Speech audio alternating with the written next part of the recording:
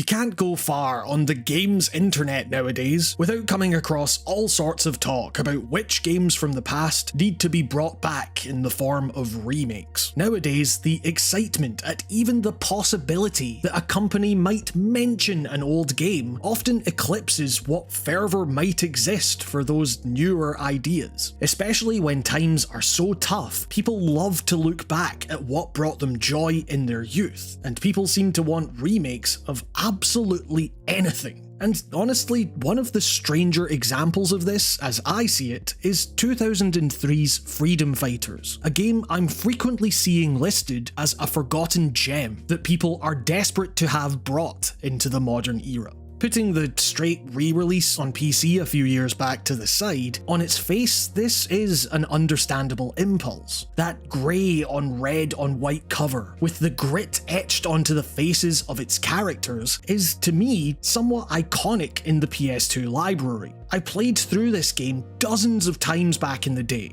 I get those exact same nostalgic pangs when I think back on the time I spent with it. Hazy memories of blocky, Hitman-style character designs. Despite the game's grim setting, those memories are as comfortably fuzzy as the New York sunrises your makeshift crew repeatedly battle under. And it was exactly this nostalgia that led to me picking it up again. And as enjoyable an action game as it still is, as interesting as its ideas are, on multiple levels, I really don't know how you'd remake something like this nowadays. Everything about its structure, and indeed its politics, seems somewhat alien to modern sensibilities.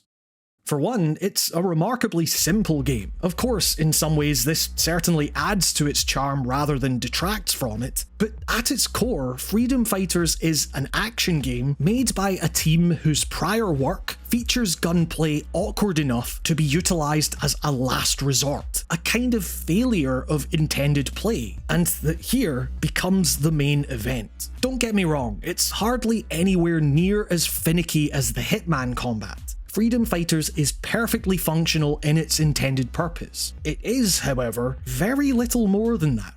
Indeed, the entire thing hinges on a gimmick that felt pretty revelatory in an era where functional was the main descriptor you could apply to any number of big-name action titles, but nowadays feels more than a little quaint. The ability to round up comrades as your notoriety grows in the fight against the Russians certainly lends a mechanical weight to the game's premise, allowing you to see and feel to a certain extent how your actions are affecting the world around you. For its time, it represents a neat marriage of mechanics and story. It's just that with a central conceit that novel, it's a little shocking how, well, little of that story there is. I'm not talking about the story itself being insubstantial, although it certainly isn't a masterpiece by any means. Part of the reason a remake of this game seems like an odd thing to ask for is that it would represent a whole lot of time and effort put into a thing that takes a few brief hours to beat. It really is over and done with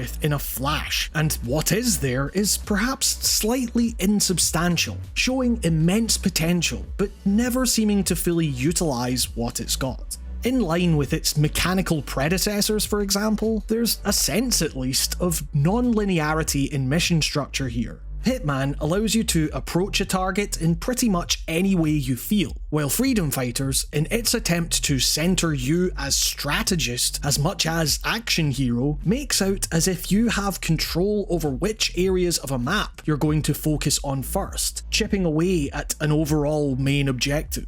The issue is that, well, there still exists a certain way in which things need to be done a lot of the time. You might come across some fuel canisters that have to be blown up in order to take out a sniper nest at the top. Of course, however, you can't just use any explosive on it, and so, after wasting a bunch of grenades and ammo, you head via the game's sewer system to the bit at which you find C4, and then head all the way back. It just feels a little more rigid than it perhaps lets on. But you know, for as insubstantial as its campaign may seem, there is indeed a vibe to it. Free of the modern need to aim down sights, there's something rather delightful about screaming your way through what feels like Arctic tundra and the sun-kissed, ravaged remnants of the America that was, vaguely pointing in the direction of enemies and holding the trigger down until no bullets remain. When you mow down as many enemies as you do here, it's not hard to see why your character develops such a cult of personality, despite him lacking much in the way of it. I mean, his name is Chris Stone. It's hard to think of something more generic. All that aside though, even if you decided to put all the time and resources into remaking an action game that is so simplistic at its core, what you would butt up against perhaps more intensely is the dissonance associated with playing a game like this, with this story and plot, in a year where the very notion of America as an institution is in a weird place.